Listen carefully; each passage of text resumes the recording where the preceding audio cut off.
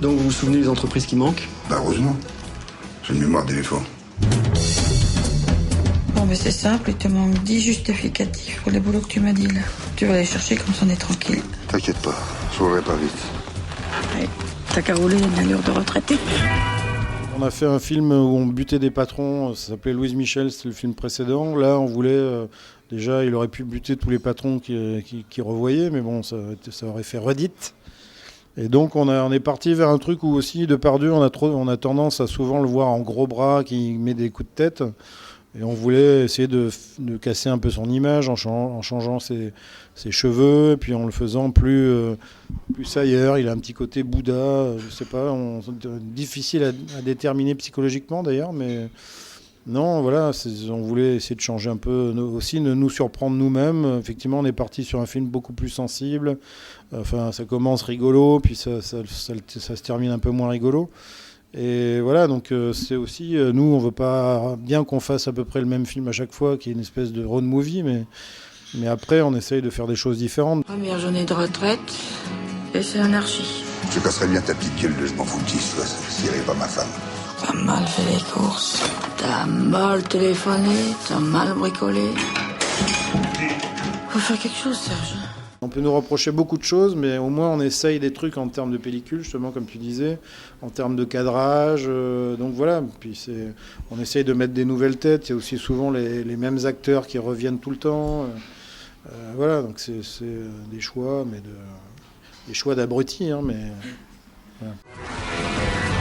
Moi, il me faudrait mon paplard, enfin vous me devez bien ça quand même. Pour l'administration, n'existe pas, ne laisse pas de traces. Qui veut acheter du trimestre? Oui, je vois que ça a changé de nom, mais j'ai travaillé ici de 73 à 75. Malgré tout, ça reste un film. Nous, on voulait faire un film sur le travail, sur le monde du travail quand même.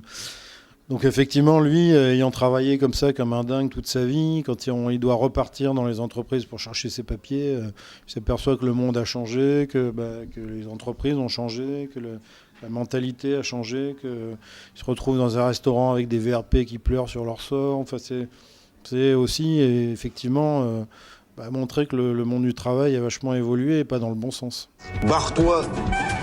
Oui, c'est pour te dire que ça va. Je trouvais à peu près 2 paplards.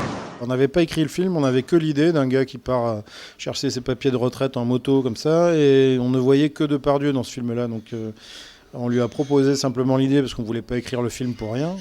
On est un peu feignant quand même. Et donc il a dit oui, c'était au mois d'avril de l'an dernier, on a tourné 3 mois après, donc on a écrit le scénario super vite.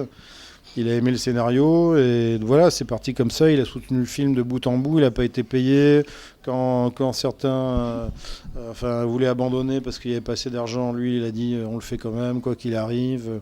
Enfin, il a porté ce film. On peut dire qu'il a vraiment porté le film et qu'il s'est donné vraiment beaucoup, je trouve, en tout cas en tant qu'acteur sur le film. Il y a des arêtes là-dedans? C'est possible, ça s'appelle du poisson. Reste toi-même. C'est eux les cons, ils me font honte. Te laisse pas faire. Il connaissait pas nos films, il connaissait très peu Groland, donc c'est plutôt, je pense, une rencontre. Il nous a vu très peu de temps, mais comme c'est un animal et qu'il sent vraiment les gens et que il a dû voir qu'on était à la fois maladroit, à la fois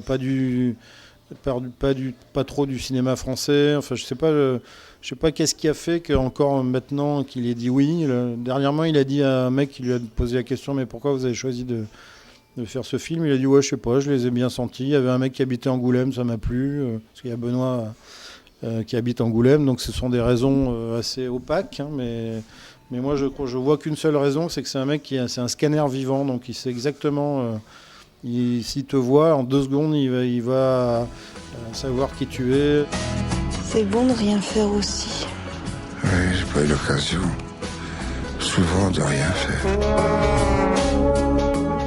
Comme tu disais, ce sont des tournages où, en général, on met à l'aise les gens, quoi. Donc là, il avait tout pour lui. Il avait la moto, les vignes, les femmes, la viande, puisqu'on a tourné.